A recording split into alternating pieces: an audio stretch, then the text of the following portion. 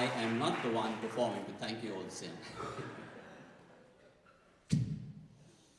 Oh well, the forecast for today said mostly cloudy. But in here there's sunshine and a room full of beautiful people. And I think I know why. Someone once said, when words fail, music speaks. Tonight, music will speak to us through Vimal. Ladies and gentlemen, welcome to a delightful evening of classical piano. Benjamin Zander was conductor of the Boston Philharmonic for about 20 years or so. Mr. Zander was known to have two obsessions: classical music and having people realize their inner passion for it. In one of his very powerful presentations, titled The Transformative Power of Classical Music, Zander said, "It seems to be common wisdom that just 3% of the population really appreciates classical music. Not true here, weird. 100% of us love classical music. We just don't know it yet." Tonight, my dear friends, we will all know it. We will awaken to the possibilities of this musical art form. Music, it is said, is feelings translated into sound. We will experience that feeling tonight, and from one of our very own, Vimal De Silva. Most of you in this room know Vimal as a person and as a music professional. You know she has accumulated accolades over the years, accolades that, if framed, would likely bring down the walls of any decent-sized living room. So I shall dispense with those introductions. Details, as they say, are in the brochure. In brief, to our good fortune, and thanks to a little, much persuasion, I should say, Vimal has returned from a hiatus she took from the world of music to be wife and mother for the past few years. Tonight, she steps onto the stage to make her debut once again in this new environment. Vimal's selection of music for this evening, which I shall call eclectic, will give us a brief, if distinctive experience of the power of classical music to stir feeling. It will also give us a brief experience of the depth of Vimal's artistic talent. For this evening's program, we will, to an extent, conform to convention as set in Carnegie and the other halls of similar repute.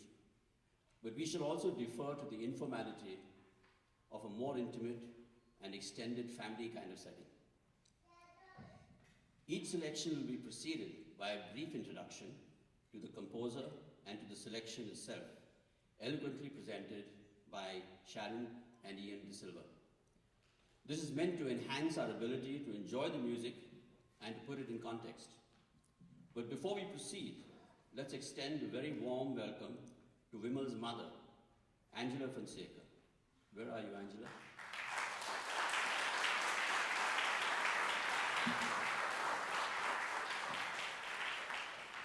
Angela has traveled all the way from Goa to be with us tonight. Our special thanks to you, Angela, for without you, Vimal's performance, and indeed Vimal herself, would not have been possible. As you all know, gross proceeds from today's event will be donated to a hospice in India, which is doing some exceptional work for terminal patients in need. And all expenses for tonight's performance have been covered by a donor who has asked to remain anonymous. So all of the revenues from today's event go straight to the cause.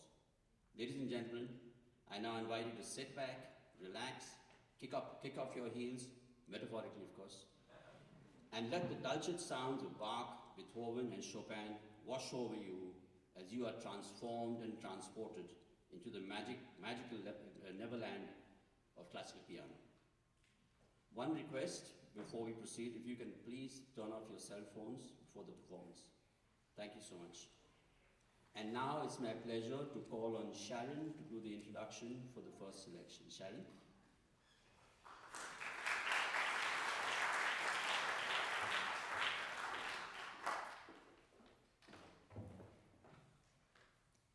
The first piece is a prelude and fugue in B-flat major by Bach. Bach lived during the Baroque period, a time when the main keyboard instruments were the harpsichord and the organ.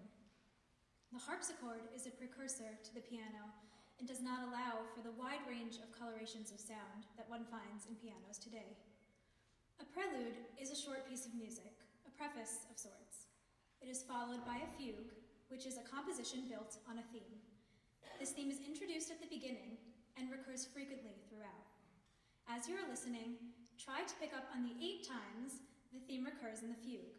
It is sometimes played by the right hand, at times by the left, and a few times shared by both. Enjoy.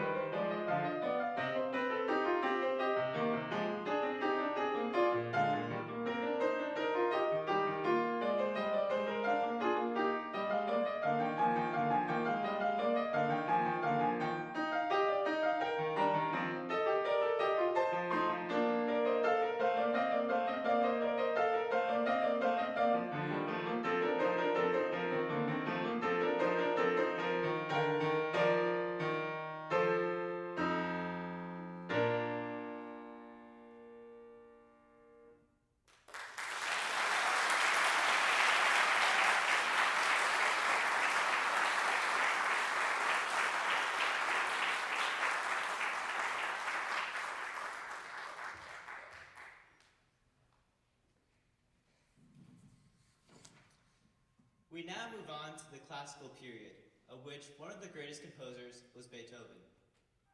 With this next piece, we fast forward to almost a century later, Instead of the low volume, plucked string harpsichord, we now have a much more evolved pianoforte. These were experimental models requested by Beethoven, who sought a stronger, more durable instrument. The virtuosic effects and violent chords displayed in many of Beethoven's keyboard sonatas were hardly thinkable on earlier models. In fact, Beethoven was known for breaking strings and causing structural damage to his keyboard instruments. This prompted the development of the richer sounding, more heavy-duty piano used today. The Waldstein Sonata takes almost half an hour to play and is one of Beethoven's greatest and most technically challenging piano sonatas. The three movements of the sonata can be interpreted as different moments of the day. The first movement, you can hear the hustle and bustle of the busy day. The second movement is like the calm of the night, and without pause, moves into the third movement, which gradually heralds in the dawn of a new day. A less popular title of this sonata is L'Aurora, which in Italian means the dawn. Kindly hold your applause till the very end. Thank you.